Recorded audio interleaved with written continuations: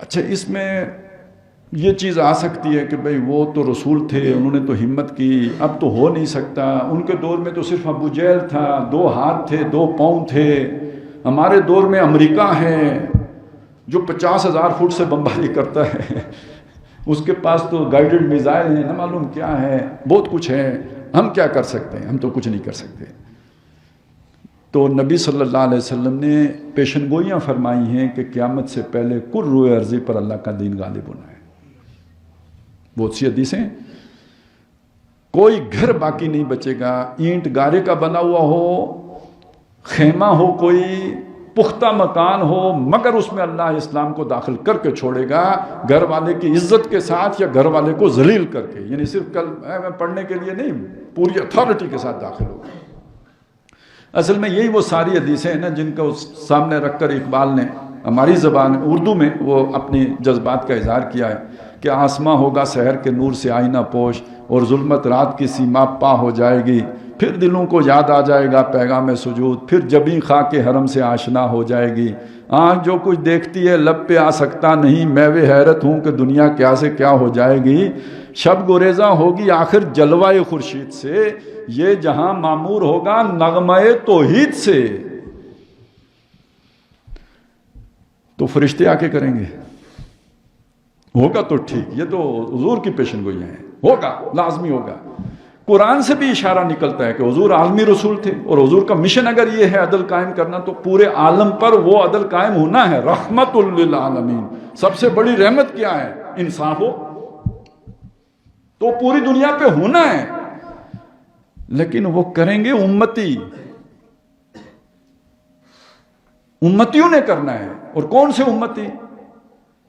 کچھ امتی ہوں گے جو دعویٰ کرتے ہیں کہ ہم امتی ہیں، جب حوض کوثر پہ حضور کی طرف بڑھیں گے تو فرشتے روک دیں گے، حضور فرشتوں سے کہیں گے کہ یہ میرے امتی ہیں، ان کو کیوں تم نے روک دیا، انہیں میرے پاس آنے دو۔ وہ کہیں گے حضور ان کے کچھ اعمال آپ والے نہیں تھے، کوئی اور ہی اعمال تھے، وضع میں تم و نصارہ تو تمدن میں ہنود، یہ مسلمان ہیں کہ جنہیں دیکھ کے شرمائیں یہود۔ اور ایک امتی وہ ہیں کہ جن کے بارے میں دنیا میں حضور حسرت کر کے گئے ہیں کہ کاش میری ملاقات ان کے ساتھ ہو جائے، یا لیتنی لقیت اخوانی، کاش کہ میں اپنے بھائیوں سے مل لوں۔ پوچھا گیا یہ کون ہے؟ کیا ہم آپ کے بھائی نہیں ہیں؟ ہم آپ کے ساتھی نہیں ہیں؟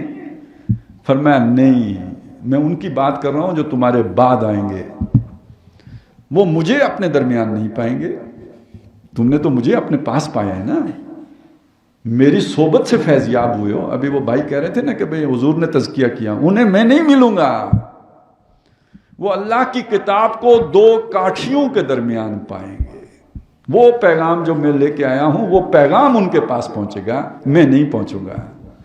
پھر وہ مجھ پر ایمان لائیں گے جیسے تم ایمان لائے ہو، میری مدد کریں گے جیسے تم نے مدد کی۔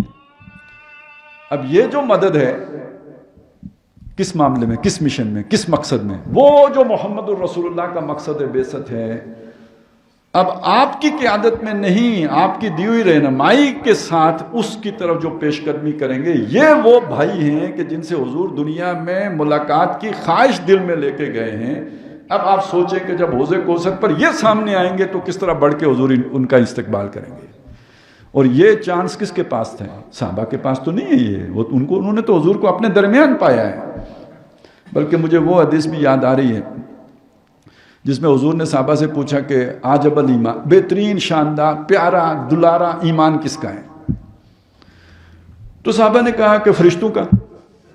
تو حضور نے فرمایا فرشتے کیوں نہیں ایمان لائیں گے، وہ تو اللہ کو دیکھتے ہیں۔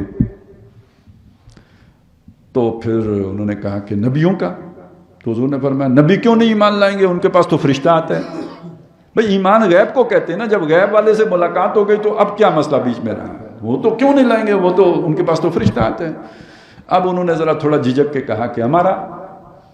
تو حضور نے فرمایا تم کیوں نہیں مانو گے، میں تمہارے درمیان موجود ہوں۔ تو انہوں نے کہا کہ ہمیں تو نہیں پتا، پھر آپ بتائیے۔ تو حضور نے فرمایا تمہارے ان بھائیوں کا، پھر وہی بات آ گئی، جن تک میں نہیں پہنچوں گا یہ پیغام پہنچے گا۔ یہ فضیلت آپ کا انتظار کر رہی ہے، عجب الایمان والی بھی، اور یا لیتنی لقیت اخوانی والی بھی۔ لیکن اس کا تعلق کس چیز کے ساتھ ہے؟ اس مشن کے ساتھ ہے۔ میری مدد کریں گے جیسے تم نے مدد کی ہے. صرف پریز کرنے کی بات نہیں ہے، صرف جو ہے نا تعریف کرنے کی بات نہیں ہے، صرف اچھا کہنے کی بات نہیں ہے، صرف جو ہے نا وہ دعائیں کرنے کی بات نہیں ہے، درود و سلام بھیجنے کی بات نہیں ہے. یہ ساری چیزیں اچھی ہیں، میں یہ نہیں کہتا کہ یہ غلط ہے، لیکن جو اصل کرنے کی بات ہے وہ کیا ہے کہ اس مشن کو سامنے رکھا جائے جو محمد رسول اللہ کا تھا، جس نے پوری دنیا پر جس نے چھانا ہے، اس کے لیے محنت کی جائے، جد و جہد کی جائے، دامے درمے سکھنے کی جائے، تن من دھن سے کی جائے، اپنی زندگی اس کے لیے وقف کی جائے، اپنے مال و اولاد اس کے لیے لگائی جائیں، جیسے کہ صحابہ کرام نے مدد کی محمد رسول اللہ کی. تو یہ پھر حضور صلی اللہ علیہ وسلم سے سب سے قریب ہونے کی علامت ہے.